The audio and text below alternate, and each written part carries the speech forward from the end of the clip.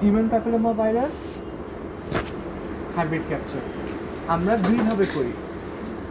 আগে হলো হাইব্রিড ক্যাপচারটাই বেশি হতো, আর এখন আমরা পিসিআরও করতেছি। তো দুইভাবেই করা যায়। এখন হাইব্রিড ক্যাপচার কেন করতেছি আর পিসিআর কেন করতেছি? হাইব্রিড ক্যাপচারের কিছু সুবিধা অসুবিধা আছে, পিসিআরের কিছু সুবিধা অসুবিধা আছে। এখন আপনি এভাবে চিন্তা করেন, যদি আপনার একেবারে পুরো পাড়াগায় একটা থাকে, সেখানের মধ্যে একটা কি পিসিআর ল্যাব সেট আপ করা পসিবল? একটা পিসিআর ল্যাব সেট করতে হলে আপনার ওটা ডিজাইন নিয়ে করতে হবে, বায়োসেফটি ক্যাবিনেট থাকতে হবে, সেন্ট্রিফিউজ থাকতে হবে, তারপর মেশিন থাকতে হবে, পিসি থাকতে হবে, তারপর কারেন্ট থাকতে হবে সবসময় 24 ঘন্টা। আর এইসব মেশিনগুলো একটা সিঙ্গেল একটা যদি ফ্লাকচুয়েশন হয়, যে কারেন্টের যদি প্রবলেম হয়, একেবারে যে নষ্ট। তো এই সব জিনিসগুলো আমাদের খেয়াল রাখতে হবে। কিন্তু যদি আপনি হাইব্রিড ক্যাপচার করতে চান, জাস্ট একটা ওয়াটার বাথ ওই যে পানি যে গরম করে, যে ওয়াটার বাথ, মানে একটা টেম্পারেচার সেট করার মতো ওয়াটার বাথ, আর ওই মেশিনটা ডাইজিন DML 3000, এই দুইটা জিনিস থাকলেই হয়ে গেছে, আর আপনার কোনো কিছু লাগবে না। কিন্তু আপনার পিসিআর করতে হলে, এখন বলেন, কালকে তো আপনারা ছিলেন, পিসিআর করতে হলে আমাদের কী করতে হবে? ফার্স্টে স্যাম্পলটা নিতে হবে, স্যাম্পল নিয়ে তারপর ডিএনএ বা আরএনএ এক্সট্রাকশন করতে হবে, এক্সট্রাকশন করে তারপর হলে যে বায়োসেফটি ক্যাবিনের মধ্যে পিসিআর মাস্টার মিক্সগুলো অ্যাড করতে হবে, তারপর হলে মেশিনের মধ্যে রান দিতে হবে। তারপর তো এই সব কিছুর জন্য ট্রেন পার্সোনেল লাগবে। আর হাইব্রিড ক্যাপচারের মধ্যে অত আহামরি কোনো কিছু না, জাস্ট এই যে ট্রান্সফার করলেই হয়ে গেছে। এখন হাইব্রিড ক্যাপচার পেলে, এখন এই জিনিসটা এখন পর্যন্ত এইচপিভির জন্য হাইব্রিড ক্যাপচার হলো গোল্ড স্ট্যান্ডার্ড। আর এটা হলো কোয়ালিটেটিভ টেস্ট, আইদার পজিটিভ আছে অর নাই, পজিটিভ অর নেগেটিভ। পিসিআরের মধ্যে আপনি কোয়ান্টিটেটিভও করতে পারবেন, আবার কোয়ালিটেটিভও করতে পারবেন, দুইটাই করতে পারবেন। আর আরেকটা সবচেয়ে বড় জিনিস হলো এটার কস্ট। হাইব্রিড ক্যাপচার করতে হলো আপনার 3500 টাকা লাগে, পিসিআর আমরা করতেছি 4000 টাকা। কিন্তু বাইরে যদি করতে যায়, সেটা অ্যাটলিস্ট 8-10 হাজার টাকা, আরও বেশিও হতে পারে, 10,000 টাকা ধরে রাখে। তো আপনি জাস্ট স্ক্রিনিংয়ের জন্য করতেছেন, আপনার স্ক্রিনিং যে আছে কি নাই সেটার জন্য কি 10,000 টাকা মানে স্পেন্ড করা কি কমার্শিয়ালি আপনি চিন্তা করতেছেন ভালো? সেটার জন্য হাইব্রিড ক্যাপচারই এখন পর্যন্ত চলতেছে। আমরাও হাইব্রিড ক্যাপচার করতাম, কিন্তু আপাতত হলো যে আমাদের রিয়েজেন্টটা স্টকে নাই বলে আমরা পিসিআর করতেছি। পিসিআরের আরেকটা সুবিধা হলো, যেমন এই যে এইচপিভি, বুঝবেন না? বুঝবো না। এইচপিভির যে আপনার হাই রিস্কের যে 16, 18, 23, 32 এরকম যে অনেকগুলো আছে, ও জাস্ট ইন জেনারেল বলবে যে হ্যাঁ ওই এতগুলোর মধ্যে যে কোনো একটা হয়তো বা আছে হাইব্রিড ক্যাপচারের মধ্যে। কিন্তু পিসিআরের মধ্যে ডিফারেন্সিয়েট করে বলতে পারবে যে এই গ্রুপটা আছে এর মধ্যে, যে 16 দ্বারা পজিটিভ, 18 দ্বারা পজিটিভ, নাকি লো রিস্ক দ্বারা পজিটিভ, মানে কোনটা আছে এটা ডিফারেন্সিয়েট করতে হবে। তো আমি যদি স্ক্রিনিং করতে যাই, আমার তো ফার্স্টে এত ডিফারেন্সিয়েট করার কোনো দরকার নেই। হ্যাঁ, যদি হাইব্রিড ক্যাপচারে পজিটিভ হয়, তারপর আমি ডিফারেন্সিয়েট করতে পারবো, তখন দরকার। হ্যাঁ, অলমোস্ট মানে জেনোটাইপটা একেবারে আপনি ডিফারেন্সিয়েট করতে পারবেন। আর হাইব্রিড ক্যাপচারের মধ্যে আপনি ইন জেনারেল যে আছে কি নাই, বাস এইটুকু।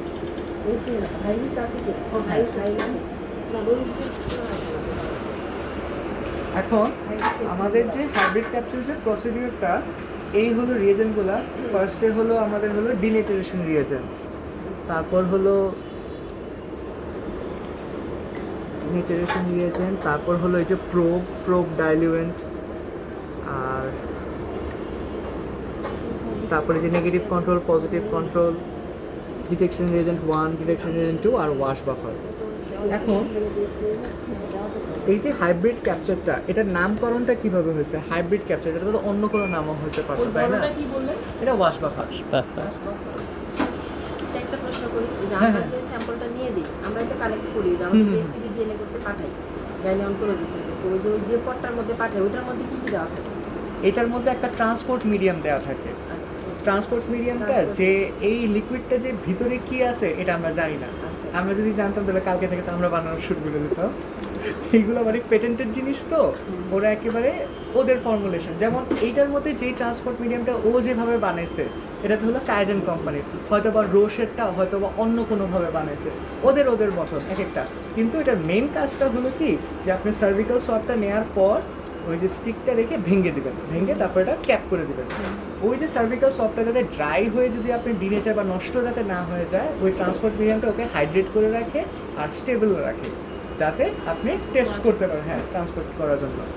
আর আমরা সেম এই যে এইটা এটা শুনতে আপনার দাম কেমন, এই যে ইয়েটা এই যে স্যাম্পলারের, হ্যাঁ 20,100।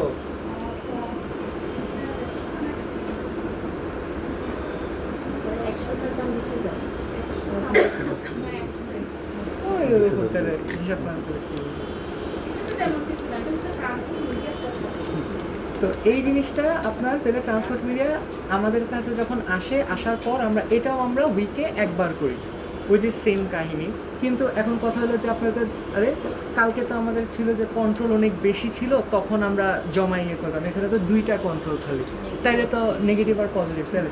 কিন্তু এখানে 2টা কন্ট্রোল, এটাকে আমাদের এনসি 3বার বসাতে হয়, পিসি 3বার বসাতে হয়, মানে টোটাল, হ্যাঁ, নেগেটিভ কন্ট্রোল আর পজিটিভ কন্ট্রোল, তাহলে সব মিলে 6টা টেস্ট। একটা স্যাম্পল আসলে ওই যে 6টা টেস্টের কস্ট পড়বে, আর মানে 6টা প্লাস 7টা টেস্টের কস্ট পড়বে। আর যদি 40টা আসে তাও ওই যে ওই 6টাই অ্যাড হবে। তো এটার জন্য আমরা উইকে একবারই করি। এখন এইটা হলো কোম্পানি বলে দিচ্ছে, রিয়েজেন্ট যারা প্রোভাইড করে তারাই বলছে যে 3টা এনসি 3টা পিসি বসাতে, এখানে আমি কমাতে পারবো না। কারণ যখন সে অ্যাভারেজ করে তখন এই যে 3টা এনসি নেয়, 3টা পিসি নেয়, অ্যাভারেজ করে তারপর ও টেস্টের রেজাল্ট দেয়। এখন তাহলে আমরা উইকে হলে একবার করব, আর ওর মাঝে আমরা -20 রেফ্রিজারেটরে রেখে দেবো। এক সপ্তাহের বেশি না, আমরা মানে আমাদের সুবিধা অনুযায়ী 1 সপ্তাহ রেখে জমায়ে তারপর ইয়ে করি। আমরা চাইলে 3 দিন করতে পারবো, এটা হলো আপনার সর্বোচ্চ। আপনি যদি -80-তে রাখেন, আপনি মাসের পর মাস, বছরের পর বছর রাখতে পারবেন। কিন্তু -20-তে 2-2.5 মাস, এরকম 2-3 মাসের বেশি আমরা প্রেফার করি না। কেন? কারণ নিউক্লিক অ্যাসিড তো আস্তে আস্তে ডিটারিয়েট হতেই থাকবে, তো এটার জন্য যত তাড়াতাড়ি পারি। কিন্তু রুম টেম্পারেচারের মধ্যেও কিছু কিছু ইয়ে আছে, যেমন এই যে আমি রোশের একটা ইয়ে দেখছিলাম, ওটা হলো রুম টেম্পারেচারের মধ্যে 6 মাস থাকে, ওই যে বড় কোটাটা, হ্যাঁ, তাহলে ওটা 6 মাস মনে হয় রুম টেম্পারেচারের মধ্যেও থাকে, 6 মাস নাকি 3 মাস এরকম কিছু। হ্যাঁ, না নষ্ট হবে না। হ্যাঁ, ওটা ওই যে ট্রান্সপোর্ট মিডিয়ামটা, ওটা হয়তো বা অন্য কোনো কোয়ালিটি।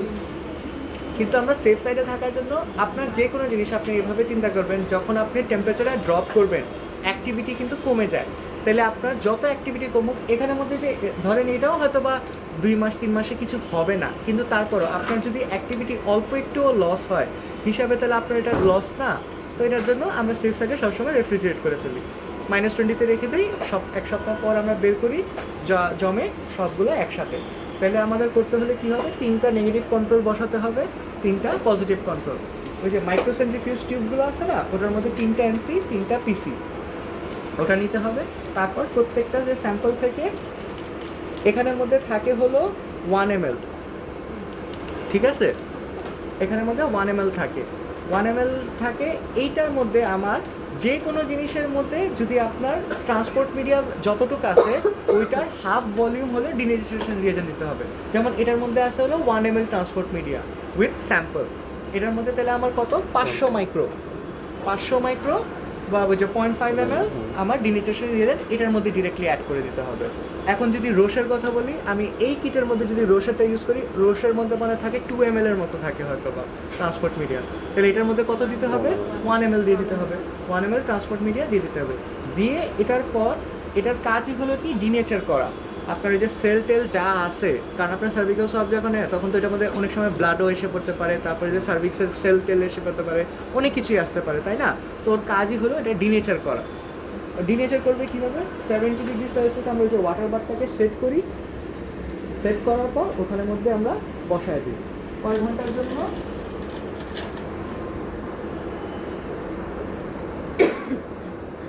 45 মিনিটস 65 ডিগ্রি সেলসিয়াসের মধ্যে 45 মিনিটস আমরা ইনকিউবেট করব। এখানের মধ্যে দিব শুধু এইটা না, স্যাম্পলগুলো plus negative control positive control সবগুলা 45 মিনিটস ইনকিউবেশনের মধ্যে দিয়ে দেবো। ওই 45 মিনিটসে কী করবে, ও ভাঙচুর করা শুরু করবে, সব কিছু ব্রেকডাউন করে ও হলো ওই যে মানে এখানকার যে নিউক্লিক অ্যাসিড যে ডিএনএগুলোতে আছে ওগুলা ভাসমান অবস্থায় রাখবে। তো এখানের মধ্যে যেই সব পজিটিভ স্যাম্পল আছে ওর মধ্যে তাহলে কী ডিএনএগুলো আছে, এইচপিভি ডিএনএগুলো আছে। নেগেটিভ স্যাম্পলের মধ্যে হয়তো হাবিজাবি অনেক কিছুর ডিএনএগুলোই আছে, আমরা ধরে রাখলাম আছে। ওখান থেকে আমরা 200 করে স্যাম্পল নিয়ে আমরা ওই যে আবার ওই যে মাইক্রোসেন্ট্রিফিউজ টিউবগুলো যে আছে এপেন্ডর ওগুলোর মধ্যে প্রত্যেকটার মধ্যে 200 করে দিব। নেগেটিভ কন্ট্রোলও 200 দিব, পজিটিভ কন্ট্রোলও 200 দিব, তারপর হলো এই যে স্যাম্পলগুলো সব কিছু 200 দিব। ওটার মধ্যে দেওয়ার পর আমি এখন প্রোব ডাইলুয়েন্টটা দিই, প্রোব আর প্রোব ডাইলুয়েন্ট। এই যে এই প্রোবগুলো যে আছে এই প্রোবগুলোর কাজ কি, আপনার যে ওখানের মধ্যে ডিএনএটা যে ভাসমান অবস্থায় আছে, ঠিক আছে, আর এখানে যে প্রোবগুলো আছে এটা হলো ওইটার কমপ্লিমেন্টারি আরএনএগুলা, ঠিক আছে, এইচপিভির কমপ্লিমেন্টারি আরএনএগুলা, যাতে ওই যে ভাসমান অবস্থাতে আছে ওর সাথেও বাইন্ড করে। আগেরটা প্রাইমারের মতো। হ্যাঁ হ্যাঁ, প্রাইমারের মতো একটা। তাহলে ডিএনএ আর আরএনএ একটা হাইব্রিড ক্যাপচার মানে ক্রিয়েট হলো, ঠিক আছে, এটাই হয়ে গেল হাইব্রিডাইজেশন। এই যে হাইব্রিড এখন হলো কথা ছিল আমাদের কি হাইব্রিড ক্যাপচার, এখন হাইব্রিডাইজেশন হয়েছে, খুব ভালো কথা। কিন্তু আমি তো কোনো রেজাল্ট পাইতেছি না, ও হাইব্রিড হয়েছে নাকি না হয়েছে আমি তো বুঝতে পারতেছি না। ও পজিটিভ স্যাম্পলও যেমন দেখতে, নেগেটিভ স্যাম্পলও তেমনই দেখতে। তারপর কি করব, আমরা ওইটার মধ্যে দিব হলাম ডিটেকশন রিয়েজেন্ট 1। ও ওই জিনিসটা তারপর হলো একটা প্লেট আছে কোনো এর থেকে মনে হয় একটা বাইর করে ফেলছিলাম। না আছে, আমি আবার রাখছিলাম।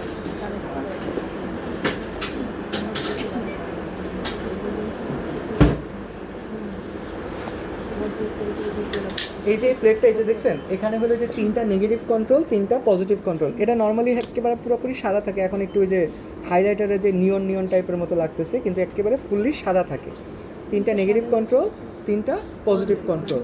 তারপর হলো এই যে স্যাম্পলগুলো সিরিয়াল ওয়াইজ দিয়ে দিব। দেওয়ার পর ওই যে এই যে ওয়েলগুলো আছে এগুলোর মধ্যে আবার কোনো একটা অ্যান্টিজেন বা অ্যান্টিবডি কোনো কোড করা থাকে, যেটা হলো ওই যে হাইব্রিডটাই যে আছে ওই হাইব্রিডটা আটকায় ফেলবে ওটার মধ্যে। তো এখন যেখানে হাইব্রিড ক্রিয়েট হয়েছে তার মানে ওটা একটা পজিটিভ স্যাম্পল, আর যেখানে হাইব্রিড ক্রিয়েট হয়নি ওটা একটা নেগেটিভ স্যাম্পল। হাইব্রিড ক্রিয়েট হয়নি কেন, কারণ ওর যে প্রোবটা আছে এটা হলো কমপ্লিমেন্টারি এইচপিভির আরএনএ, অন্য কোনো কারোর সাথে কিন্তু বাইন্ড করবে না। ওটার মধ্যে সাপোজ যদি একটা বি এর স্যাম্পল এইচবিভি স্যাম্পলও দেই ও কিন্তু বাইন্ড করবে না, ও শুধু একমাত্র এইচপিভি ডিএনএর সাথেই ওই এইচপিভি আরএনএটা বাইন্ড করবে, হাইব্রিড মানে হাইব্রিড ক্রিয়েট হবে যে। তো দিলাম আমি সবগুলোর মধ্যে, তো যেখানে যেখানে হাইব্রিডাইজড হয়েছে সেই জায়গাটা ওই ওয়েলের মধ্যে বাইন্ড করে ফেলবে। এখন এই ওয়েলগুলো তো হলো flat bottom well, flat bottom well তো তাহলে এভাবে। এখন একটা স্যাম্পল আমি এভাবে করে দিলাম, ও তো এভাবে বাস আটকে গেল, ঠিক আছে। এখন কিছু কিছু স্যাম্পলের মধ্যে হয়তো বা অনেক বেশি হাইব্রিড হয়েছে, আবার কিছু কিছু স্যাম্পলের